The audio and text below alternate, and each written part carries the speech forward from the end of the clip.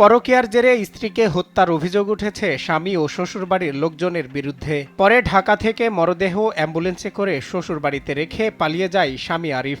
জানা যায় নিহত রেহেনা বেগম এক শিশু সন্তানের জননী।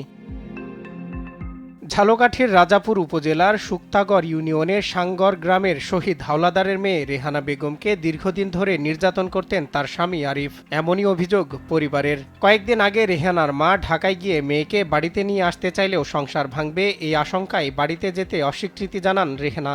মেয়ের প্রতিদিন আর কি কথা বললে নির্যাতিত হয়, মানসিক ও শারীরিক ভাবে নির্যাতন করে থাকে। গতকাল এভাবে করতে করতে তার মা গেছিল নিয়ে আসতে, মেয়ে আসে নাই, বলছে আম্মু সব ঠিক হয়ে যাবে।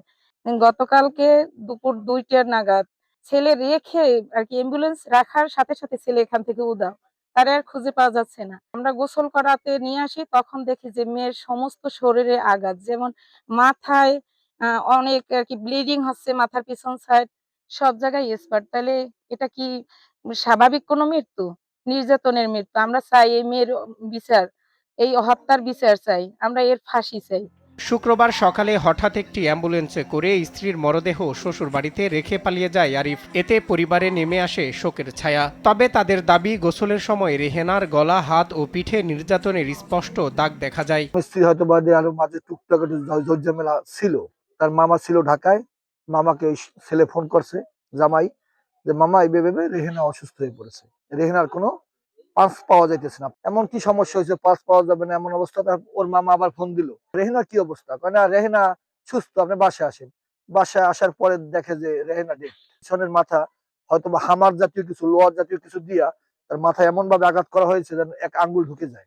হ্যাঁ, তারপর সমস্ত শরীরে তার স্পট, কালো কালো স্পট হয়ে রয়েছে। এখন আমাদের কাছে আসলে ব্যাপারটা কেমন সন্দেহের ভিতরে।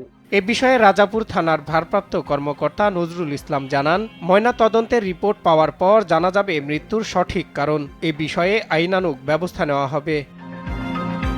সন্তানকে হারিয়ে পরিবারের বুকফাটা আহাজারিতে ভারী হয়ে উঠেছে পুরো এলাকা। এ ঘটনার সুষ্ঠু তদন্ত করে দোষীর দৃষ্টান্তমূলক শাস্তির দাবি জানান স্থানীয়রা। সজল বিশ্বাস, নিউজ ডেস্ক, দেশ টিভি।